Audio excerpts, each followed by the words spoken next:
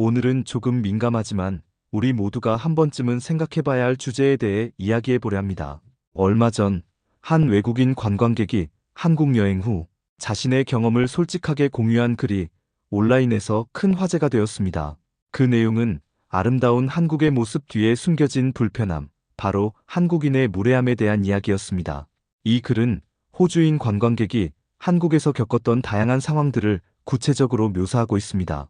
길거리에서 부딪히거나 계산대에서 겪은 당황스러운 경험, 그리고 대중교통이나 상점에서 느꼈던 불편함까지 어쩌면 우리 한국인들은 일상 속에서 너무나 당연하게 여기고 지나쳤던 행동들이 다른 문화권에서 온 이들에게는 큰 불편함으로 다가올 수 있다는 것을 보여주는 이야기였습니다.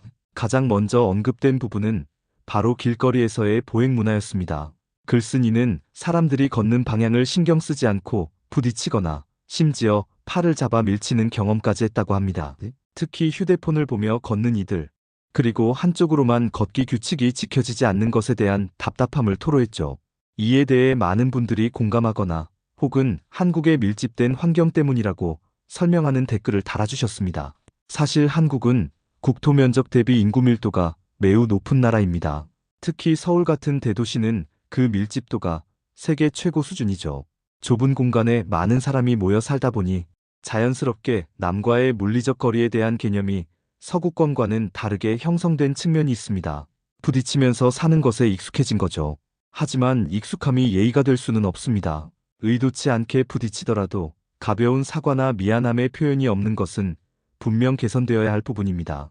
특히 스마트폰 사용에 몰두하여 주변 상황을 인지하지 못하는 스몬비 스마트폰 잠비 현상은 우리 스스로도 반성해야 할 지점입니다. 나이 드신 분들이 길을 막는다는 지적도 있었는데요. 이는 어쩌면 우리 사회가 노약자에 대한 배려를 넘어 공공장소에서의 상호 존중의 개념에 대해 다시 한번 생각해 볼 필요가 있다는 메시지일지도 모릅니다. 다음으로 글쓴이를 당황하게 했던 부분은 상점에서의 경험이었습니다. 계산이 채 끝나기도 전에 다음 손님의 물건을 올리거나 심지어 구매한 물건을 바로 치워버리는 직원들의 모습에서 무례함을 느꼈다는 이야기입니다. 이는 한국의 대표적인 특징인 빨리빨리 문화와 깊은 관련이 있습니다. 시간은 금이다라는 말이 있을 정도로 효율성을 중요하게 여기는 한국 사회에서는 서비스 현장에서도 최대한 신속하게 업무를 처리하는 것이 미덕처럼 여겨져 왔습니다. 손님을 기다리게 하지 않고 다음 손님을 빠르게 응대하는 것이 곧 좋은 서비스라는 인식이 강했죠. 하지만 이러한 효율성이 때로는 고객과의 정서적 교류나 존중이라는 중요한 가치를 놓치게 할 수 있다는 것을 이번 사례를 통해 다시금 깨닫게 됩니다. 직원이 말 한마디 없이 계산하고 물건을 빠르게 처리하는 것이 불친절하다는 의도가 아닐지라도 상대방에게는 그렇게 느껴질 수 있다는 점을 인지해야 합니다. 바쁜 상황에서도 따뜻한 말 한마디, 작은 미소는 분명 큰 차이를 만들 수 있습니다. 마지막으로 글쓴이는 지하철, 상점, 택시 승강장 등에서 사람들이 밀어붙이는 경험을 이야기했습니다. 호주와 같이 넓은 공간에 익숙한 사람들에게는 매우 낯선 경험이었을 것입니다. 이는 앞서 언급한 높은 인구 밀도와 개인 공간에 대한 문화적 차이에서 비롯됩니다. 서구권에서는 일반적으로 타인과의 물리적 거리를 중요하게 여기지만 한국을 비롯한 동아시아 문화권에서는 상대적으로 좁은 공간에서 함께 생활하는 것에 익숙합니다.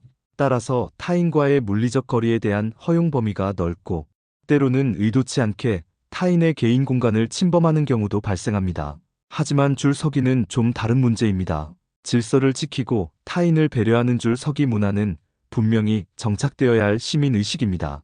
물론 급하게 이동해야 하는 상황이나 효율성을 중시하는 경향 때문에 무의식적으로 앞으로 나아가려는 행동이 나타날 수 있지만 이는 다른 사람에게 불편함을 줄 수 있다는 점을 명심해야 합니다.